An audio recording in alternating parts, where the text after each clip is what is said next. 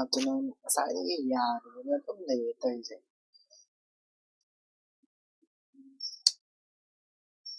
like class stores. Yeah, how is it called? Aside yeah, dreamy like class. Kay door kang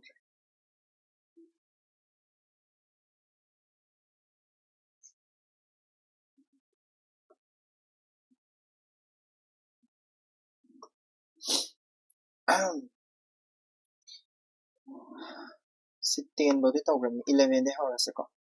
Constitution ki 73rd Amendment Act 1992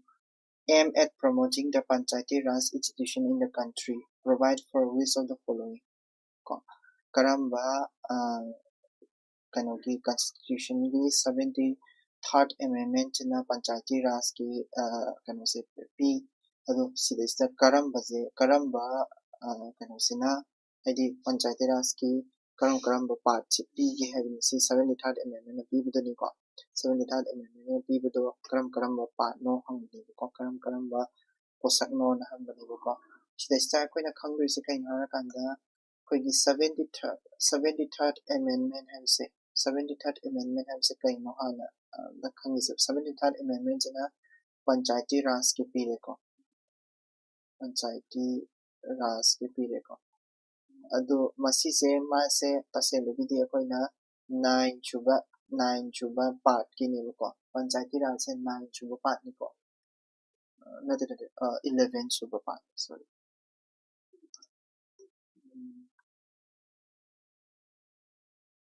11th 9 at 11th aduga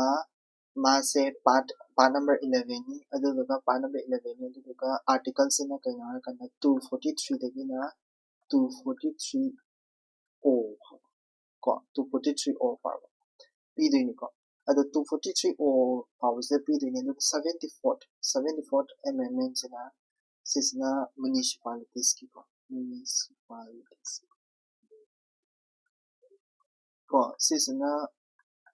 11A ko 11A aduga masina 243 o like na ba p degi horaga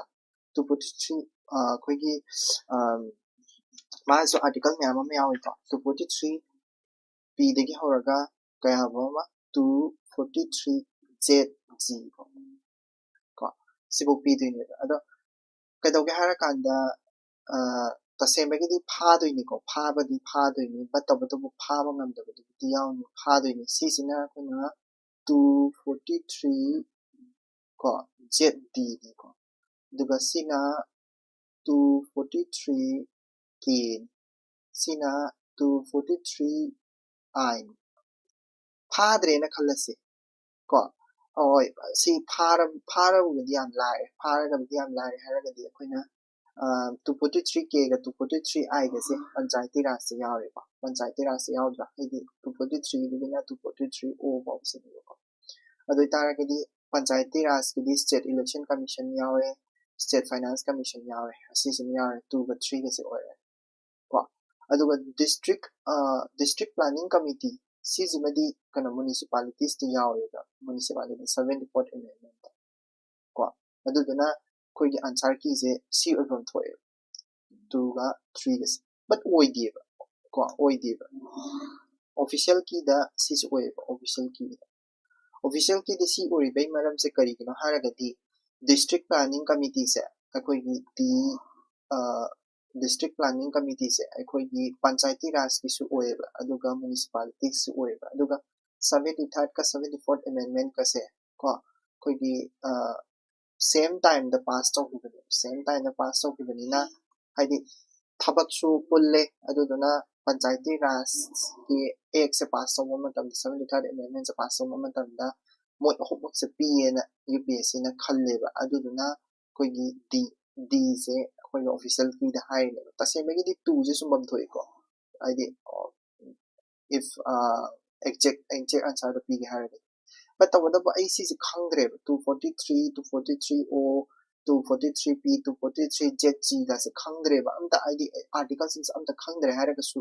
panchayati raj ama pangthokpa matamda kari kari changge vote tawna matam vote tawna khona matamda khoi state election commission sima changro ko adigi paisa nungsa thadana bigi namakta finance commission ma changro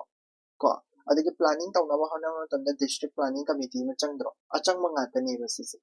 aduduna moi homework se dum yawram madawni moi homework se yawram ni na answer se 1 2 3 se tapam thore ko adumaina khallaga kholasu yai kaina di achangma changgadaba pot ngata oibani na koina masi se id answer se adum id min adum uzare id common sense adum kholasu yai ko aduga akoina paage haragadi siguma question se handak 2026 ta prelims ta hangakadaba question gi id important oibani ko si 2011 ta hangi haraga so irrelevant oiribra haragadi dum oiribra ko kaino haragadi sigi makhada ko gi constitutional bodies me amala legidana constitution da yawba constitutional bodies me amala legidana id kudamoina haraga da state election commission gi state finance commission da said this district planning committee da said this all are constitutional bodies ne constitution da mention taramba magi constitution ge article amamam na loina ma pujaba aduguma pot ngata ni constitution body ngata ni constitution bodies is yam important oy question yam hangal le ko UPSC da so sigumba si pot se manu hujna 73 ka 74 ka se manu hujna paraga ko ge thamjalo ba kana gani ko next question da sigi question sim so hange this is also one of the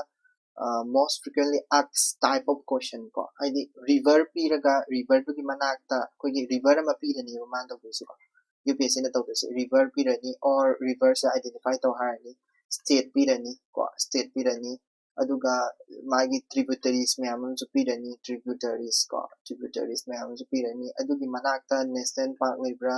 wildlife sanctuary lebra ko biosphere reserve lebra ko biosphere reserve lebra adagi tiger reserve lebra adugumba me amon mahangani animal pirak pasu yai ko adi sigam manak na pada animal pirak pasu yai ko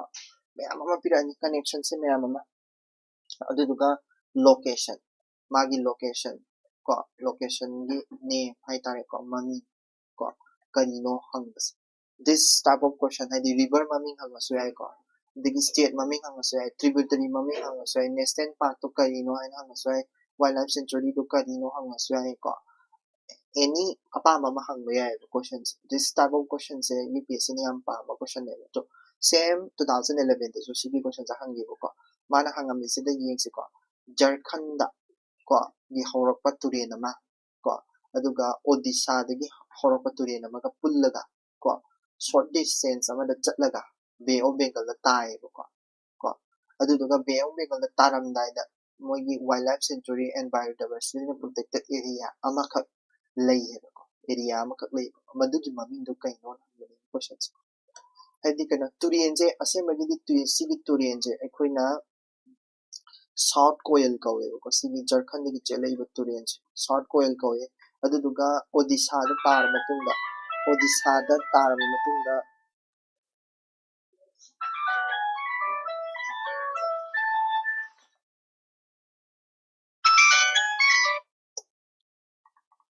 Odisha da tar matunda akoigi Odisha da mamingje kamaina thongi harakanda Brahmani na thonge se Brahmani hai se koigi kanon Odisha gi turen phajaba turen ama khakni ko aduga Odisha da tarani aduga Odisha da tarama matungda Odisha gi turen myam ama like Brahmani Baitarani kaina lei ko adagi Godavari Krishna Godavari se su Jharkhand kano Odisha da chelini ko aduna aidi turen achawa myam am lei loina ma phaba gi darkar ai gi wo mo tadi river ina phaga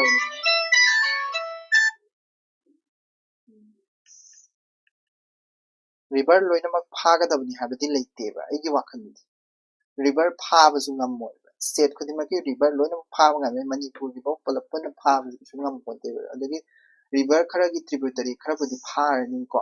बतबदु त्रिपुत्री Loy फाबदि Kusu ngam मोयबा अदगी त्रिपुत्री मनाक्ति की national park wildlife sanctuary biosphere reserve tiger reserve अदगी मदुगी animal अदु मैम जो लोय फाबदि कुसु ngam मोयबा अदुदुना सी खुंबाई से almost impossible नेबा अदि geography की ताम दा हायबा geography की ताम दा हायबा अदो at least try di torom se bako try di kamain tawgani habdo ai harake bako matamduda akoina khabar de am to ina thina bane si chandipur ai se chandipur se akoigi missile testing site ne bako missile testing site ne ko DRDO ki news party adom chandipur se dum palla daw ne missile testing site ne ko adagi sigi gopalpur hai sisu sea beach ne sea beach adagi tourist sing na yamna pamna ba mafam ne si gopalpur hai Jharkhand Odisha da leba mi or agadi khangi ko sisa and Simli Park hai sisu hill station na ne hilly area ne mo sisu ko hilly area se ka shu sea gi manakta lebam thokte ba ko sea beach ne ba sea beach ta ka shu wildlife sanctuary wildlife protected area or protected area or the sea beach ka shu lai roi ba ko missile testing site se ka shu wildlife sanctuary biodiversity protected area da missile kana na test taw na ge ko aduduna moi hom se ka thakra ne ba kai gin hara ga moi hom se or da ba pot ne habidi kai na hara ga option de ki khot na hena kana ga ni ko kai na di place moine yamna haidi yamna koina kai haini koina hek yeng mada khangma ngamada place oina pi ba mane ko aduna bitarkanika haise si official ki oina chumbe ne si bitarkanika haise ko official ko UPSC da aduna sumaina khot sikra di location oina ma khabar de yawa national park koduma khabar yawa wildlife sanctuary koduma phara leitu shurpadi adu phaba gi mahutta ko river khara phabi rasi state khara phabi rasi tributary khara phabi rasi ko aduga location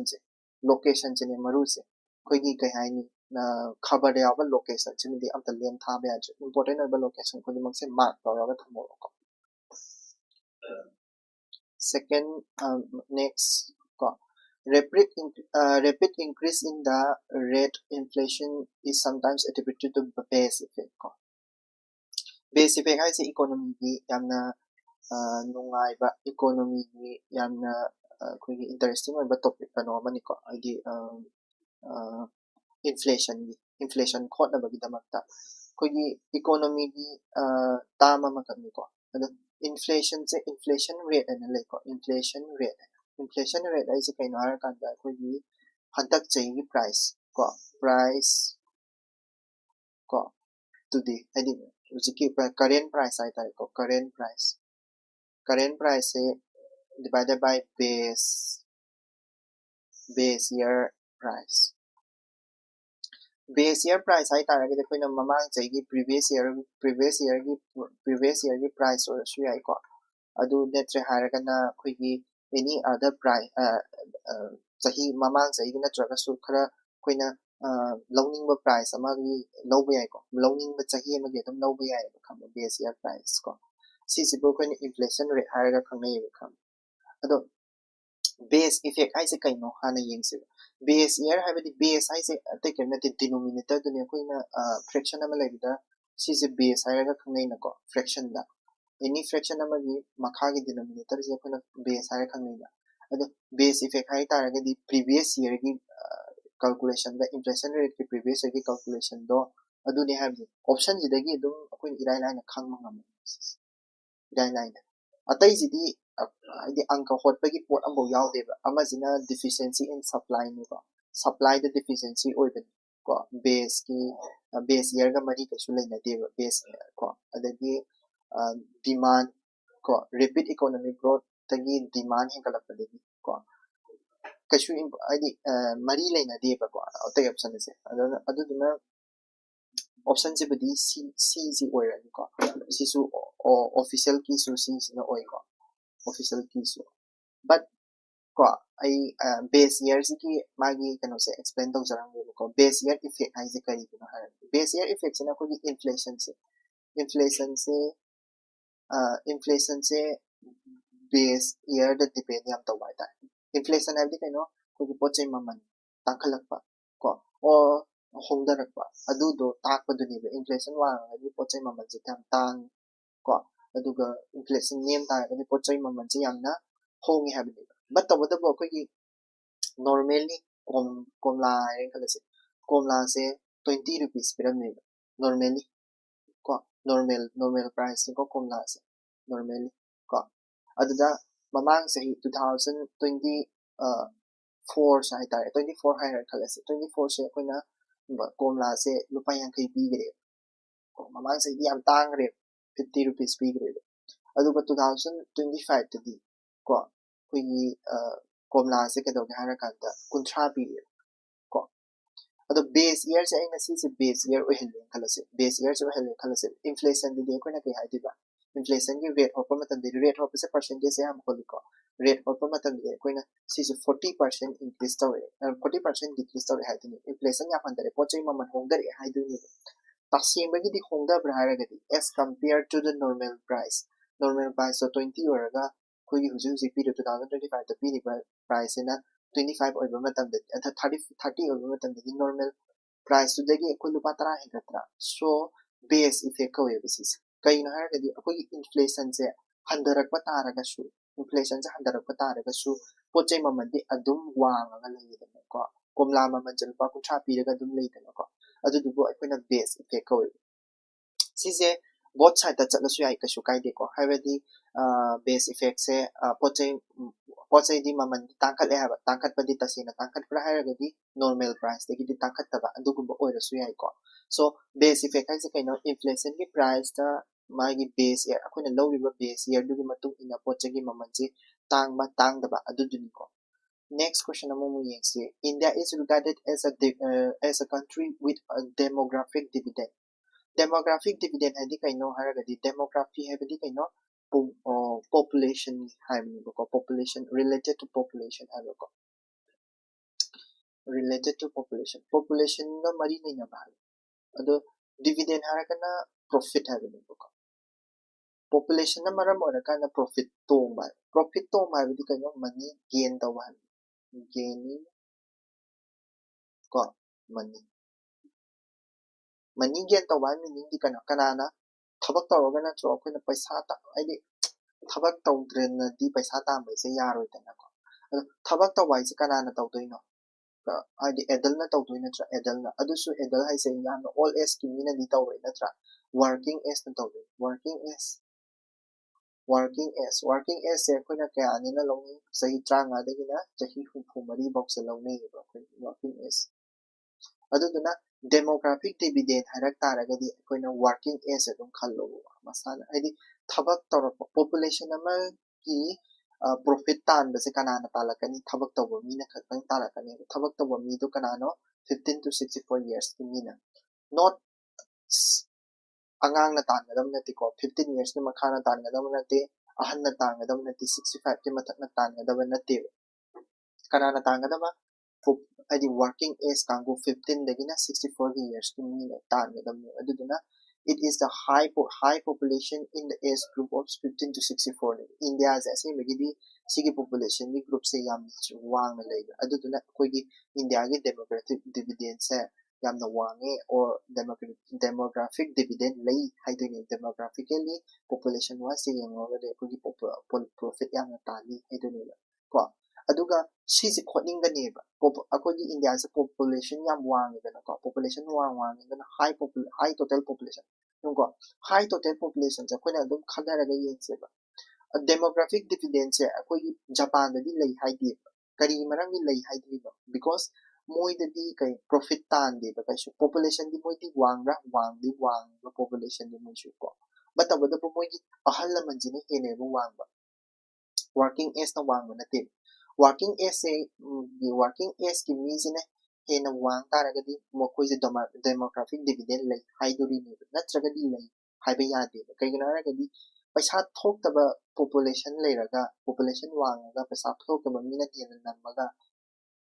demographic profit lay hairagadi yaro dana ko profit lay hadi yaro mamagi so khaktani dana mo do oido so India se is regarded as a country with demographic dividend habadi ko population wangi khatangi natte population wangi plus population wangi dugi mathakta working age ki group se 15 to 16 64 years se wangi habani luka aduna this is also one of the geographic geographical people's geography question amani ko population geography ni ko adu dum pa bi be ai ko adi magi terms ji ko NCERT ni sidi NCERT de direct author ko ni ko sisu NCERT ni ko question number 13 jisu NCERT ni direct aduga simedi NCERT natte sisu NCERT natte adu sigi question magi question number 11 jidi pura Laxmikanth de komme ko exact Laxmikanth de komme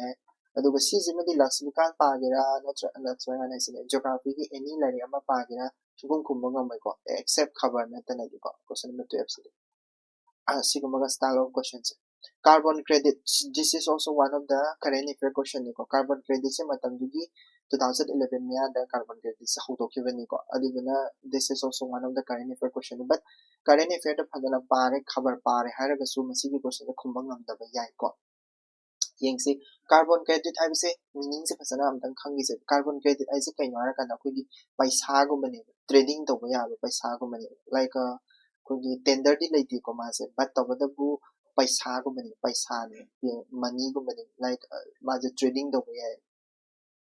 ko ai example ama khak pira ke company ama se koi company se carbon dioxide yam thado company ama le industry ama le industry ko industry ma le sigi industry se carbon dioxide yam thado carbon dioxide che akoina 150 metric ton dagi hena thado pe ya de haire mangonda company nangna thado pe ya se 150 metric ton dagi hena thado pe ya de this is your limit ko adu company se na 150 metric ton dagi thado pe ya de habe sida mangonda ma se 150 edum thado tar gadi magi credit che leite haidoi ne ko carbon credit che kari gumba ma se haija singja 150 metric ton se degi haija singja dana ma se koina 100 khatang thado en kala se 100 metric ton adu tar gadi magi 50 metric ton je 50 metric ton ama adi mana adi sep ta hodra adi carbon dioxide thadok ta bida mana sep ta hodra masi gi thadok ko se koina credit to on thoe si credit to on thoe credit to matam di na adi kogi value le sai but to do credit che kya no haidi matam sigi kano sigi Kyoto protocol na left ni ko Kyoto protocol na left from ni credit che ko adu 50 metric ton che koina 1 credit ni hain khala se sigi 1 credit che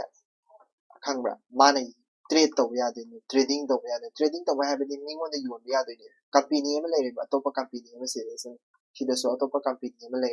sigi company sina koi gi kai hai ni mana 100 thadok 100 metric ton thadok da bane carbon dioxide but to the ma che 150 thado en khala se ko adu da 150 thado en khala se sigi 1 credit che mana lai de ni ko sina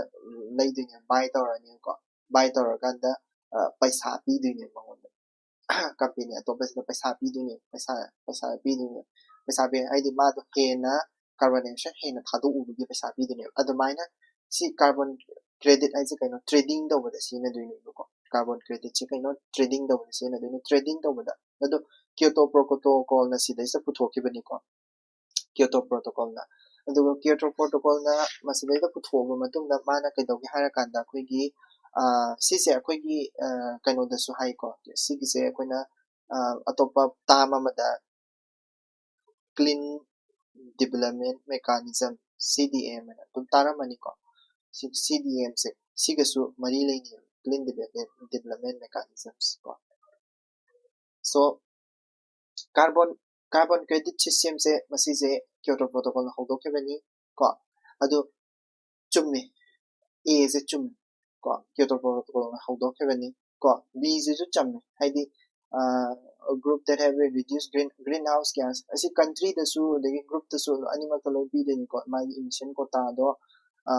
emission quota hek magi emission quota ma lei quota do yaudraga di adum carbon credit pe eng sa hai emission quota je 150 oi tara gani mana 100 kadang taw matam da mongon da credit khara phangni ka hai dan ko so adusu adagi magi carbon credit system se kadawga harakana carbon dioxide emission se handahanabane siju chumi ko carbon dioxide kan adi paisa sum mana sigi company dana paisa sum thi lei tara gadi carbon dioxide to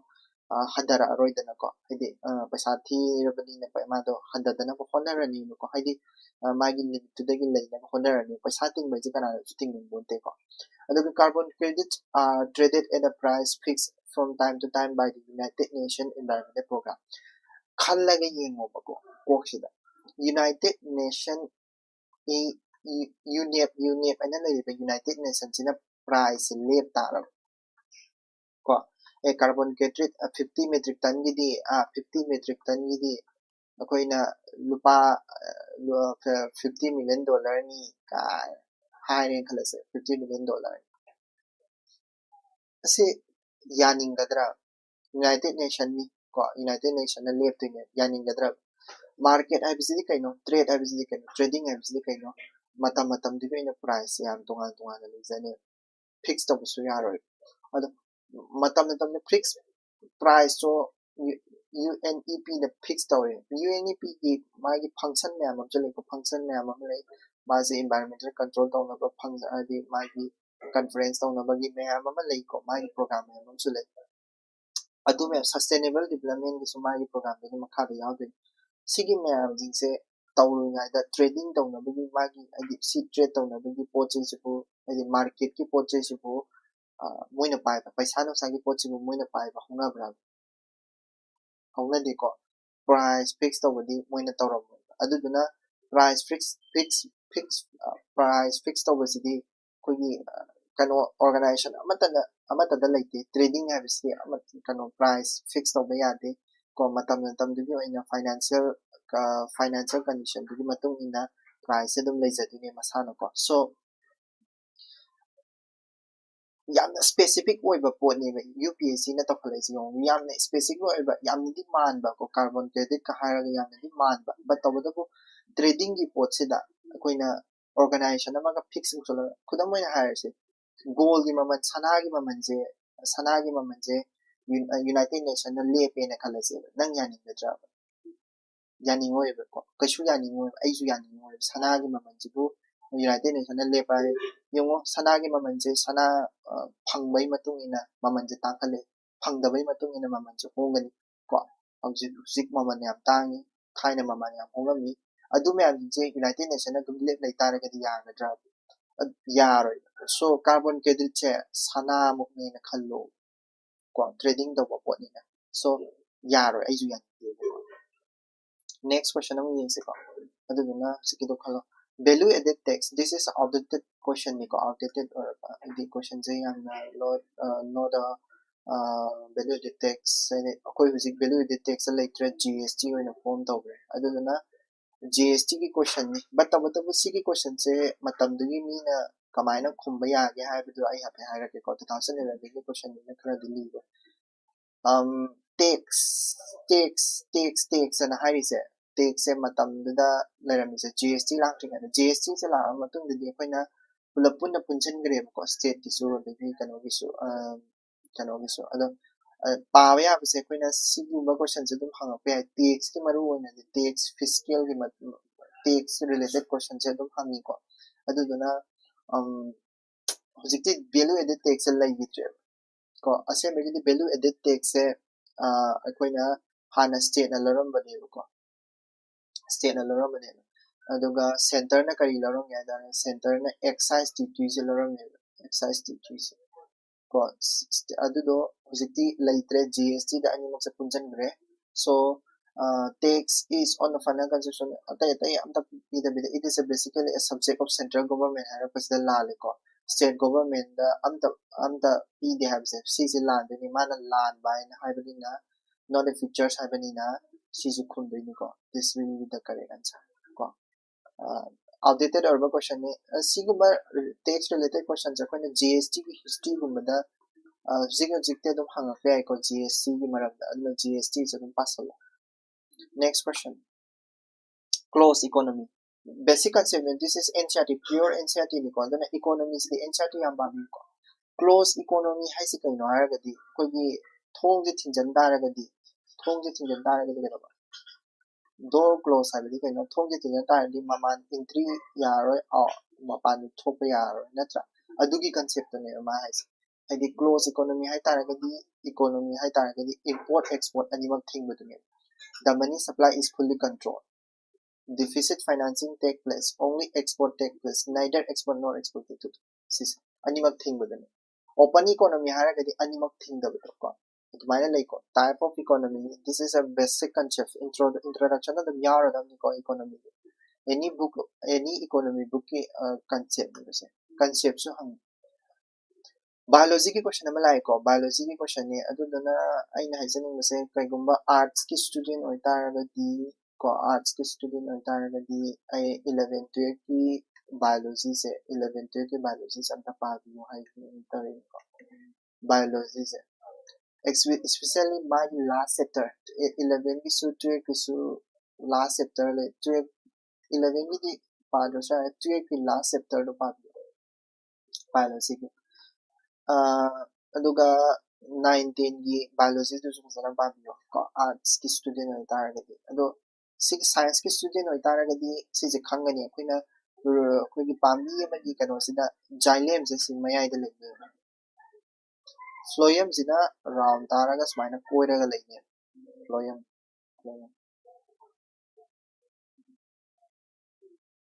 ko xylem ga phloem ga se akoina ani se kaidoga har kana ama sina food kine sina water kine sidi basic ne ko class 9 10 na tamudu aduga kaidoga har kana masagi ma hai se kaino si khang taragadi haidi mapan gi cover lokthok ya hai se kaino phloem gradual lokthok ne remove bag lokthok pai taragadi bag lokthok pai na harak taragadi removal of loina ma lokthok din nati ko removal of some ko tissue ne ase bagi tissue ne habidi akoi pambi gi manung yausaba part ama khakne part ani ni ko aduna kadoga har kanda bark se remove tawbraba circular fashion da ko magi akoi base magi pambi gi maku je lokthokraba ko pambi je pambi je je kai gino sini and phloem je lokthokre ni mana ko phloem je lokthokre ni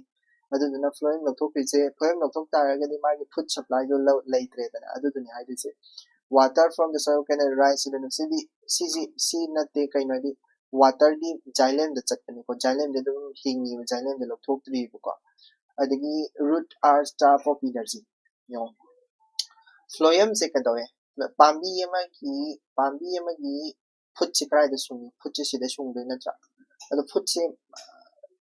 pambi gi root se su food darkar le ko aduna phloem sina pambi gi food se root se da tharak toine root se da su tharak toine kanagi through the phloem gi through the sige phloem gi through the food se thadarak toine adugi nasagi sige bark leriba bark to lokthok ki taragadi ko sige bark se lokthok ki taragadi food to lakidro la root se food phangaroi ko aduna and correct answer is root are staff of energy have the root se energy am the phangaroi have se si je oi doing ne yan dai ko concept ne ko si se trees is infected by the soil microbes soil microbes se apab sulai phatab sulai but never id root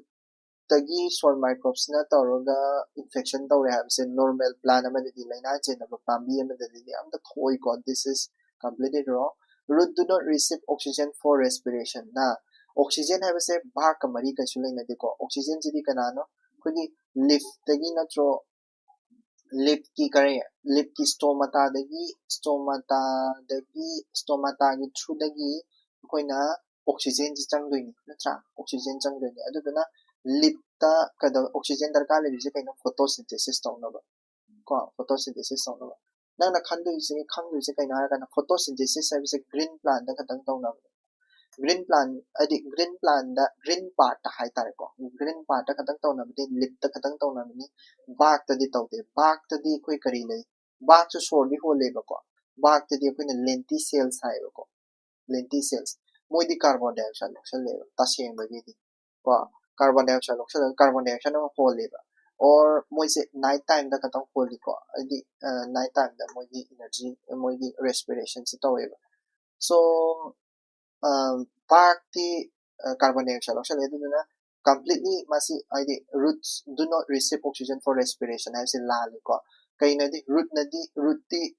lenticels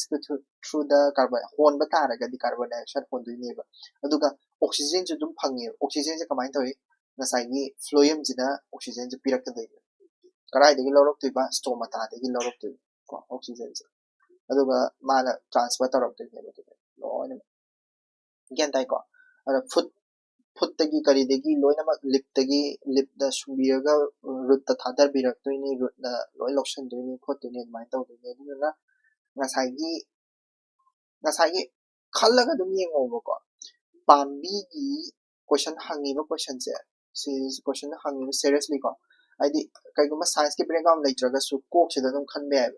pambi gi bark ne ba lok thok is bark of a tree lok thok pa ne bark ai ba sida root yaw de ba kaisu root yaw de ba adu na ani je dum la la da ne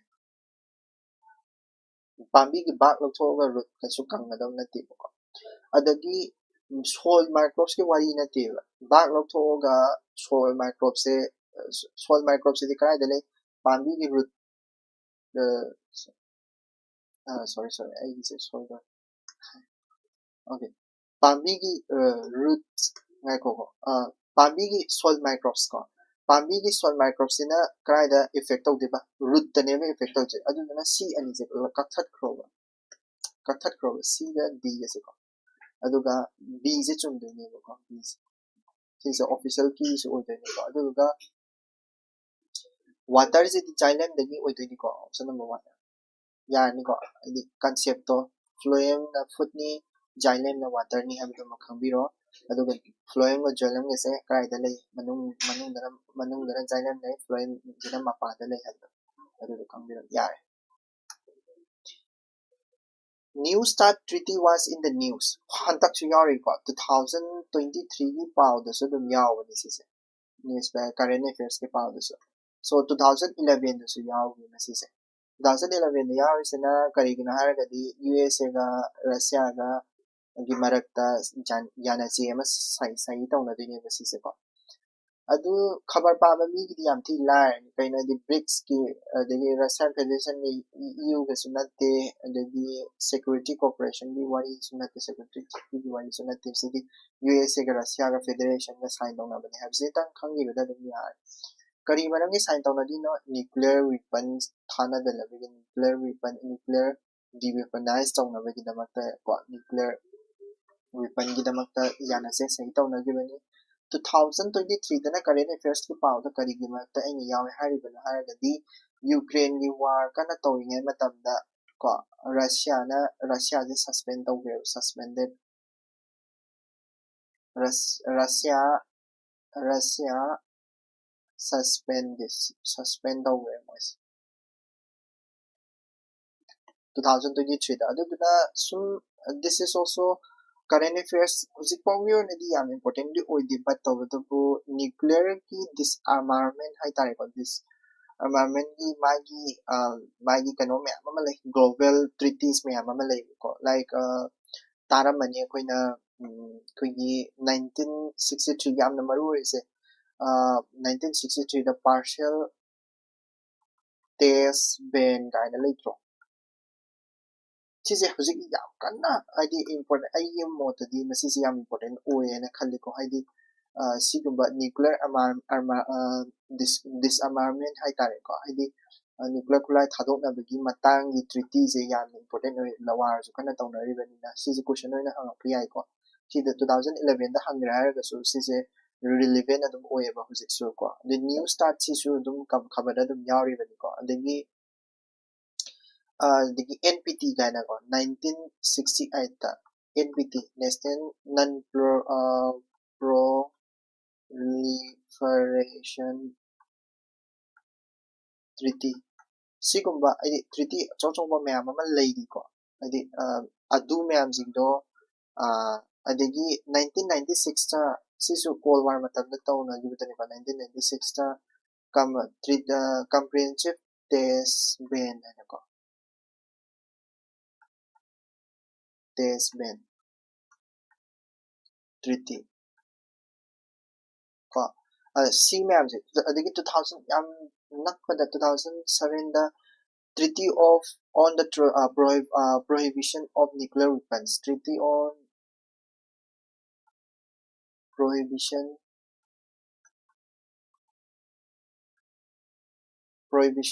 of nuclear weapons sise Japan na sign tawna gimni ko India na yade sise India su yade ko adagi sise new start ai se 2026 lo lo da Russia yaw gidamina USA matana na sisu kesu kaino tawdre ko India sign tawde sise sisu sign tawde ko India anta sign tawde aduga sisu enforce tawdre ko adugana yamna hedi nuclear weapon gi kai kanada bagum lay ko treaty ma'am si hoi laybudi lay adugana sigi treaty ma'am si khara phasan ba chang hedi kana yaw India yaw ba yaw da India de apta yaw any kana da yenga ga di dum India yaw hara magadi dum lale maduduma red flag oi dai ko Second, question number 23 of the following criteria have contributed to the recognition of the Western Ghats, Sri Lanka and Indo-Burma region as hotspot of biodiversity. Biodiversity